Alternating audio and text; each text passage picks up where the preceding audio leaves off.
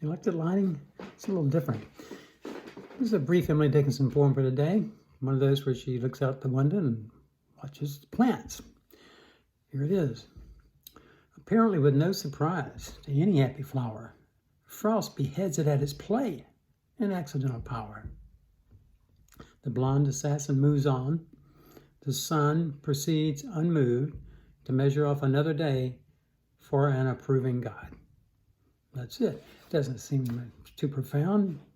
But then again, most of us don't think those kinds of things when we look out at nature and we see something's died out, whether it's an animal or a plant.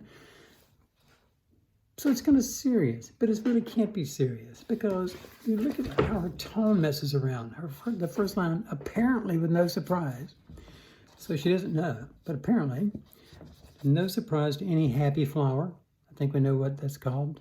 Flowers aren't happy, flowers just are. So it's she's projecting a human emotion. I think most of my students could tell you this is how a flower feels. I'll do it right now. Here's how a flower actually feels. There, because the flower is not happy. Apparently with no surprise to any happy flowers. That's kind of upbeat. And then the next happy, and the next line, beheads. Frost beheads. So once again, personification, a natural condition, has taken on a kind of, it seems like a motivation. She beheads, terribly violent, but then that's qualified. And accidental power. It didn't mean to. It's just being frost. Frost being frost. It's accidental. But then she personifies again. She calls the frost a blonde assassin. And it passes on. It's done what it has to do. And then the sun, it's just a little joke, the sun proceeds unmoved. That's called an oxymoron. It can't proceed and not move in some sense. The sun proceeds unmoved to measure off another day, sun being the sun. But then that last line, why does she do this? To an approving God. So things that happen in nature, those are natural. But God created everything. So when nature gets destructive, God created it. And so he approves it, according to this poem. You know about this? When people talk about, well, I don't know, that's probably an act of God. This is the insurance definition. An act of God describes an event outside of human control or activity. It's usually a natural disaster, such as a flood or an earthquake, or we can add, or a pandemic. We didn't do anything. It's an act of God.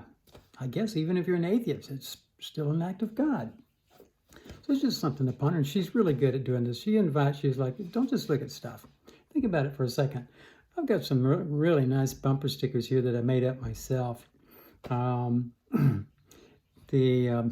like post-disaster gratitude. By that I mean, you hear a tornado coming, and you pray that the tornado won't hit you, and the tornado doesn't hit you, but it hits your neighbor and wipes them out and kills them and their pets. And then you get down on your knees and go, thank God so much for saving me in these trying times. No mention, by the way, that somebody else got it if you didn't. And how about this? Churches use lightning rods to prevent an act of God. The church is house of God, maybe built because God spoke to someone. It's like, build me a church there. So it's like, okay, we will. And that will be our shelter. It's the house of God, and good, we'll be safe here. But we're going to put a lightning rod up just in case. You know, this whole thing isn't quite as literal, and you're not quite as intervening as we would like to think. I think that's, well, to prevent an act of God, churches for a while recently used hand sanitizers, and then they most of them just cleared it out, right? So that's Emily. Just a little thing you'd think would go on a Hallmark greeting card if they didn't read it too carefully first. Turns into like a theological issue. You ponder, it's like, it's okay. Is he approving? Next time a hurricane comes through here and it just levels the place, like, then the sun proceeds unmoved to mark off another day for an approving God. Yeah, I don't know anything. Talk to you later on. Take care. Thanks for stopping by.